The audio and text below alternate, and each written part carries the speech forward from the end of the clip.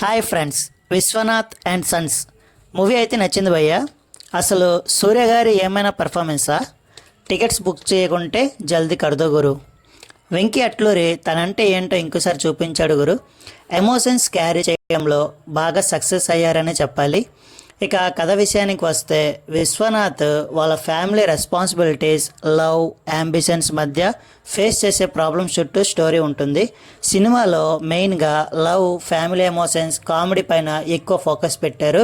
Movie అయితే చాలా బాగుంది గురు. ఇక మూవీలో ప్లస్ పాయింట్స్ గురించి వచ్చేస్తే, obviously Surya sir performance, Mamta Baiju acting అయితే బాగుంది. ఫ్యామిలీ ఎమోషన్స్ బాగా వర్కౌట్ అయిందని చెప్పాలి. Venky Atluri direction super. Comedy and emotional scenes అయితే బాగా వర్కౌట్ అయ్యాయి. నెగిటివ్ పాయింట్స్కి వచ్చేస్తే సెకండ్ హాఫ్ నాకు కొంచెం స్లో అనిపించింది గురు. ఇక మా రేటింగ్ వచ్చేసి 3/5. ఓకే, యాక్షన్స్ కంటే family emotions, comedy, love story మీకు ఇష్టమైతే విశ్వనాథ్ అండ్ సన్స్ ఒక మంచి ఆప్షన్.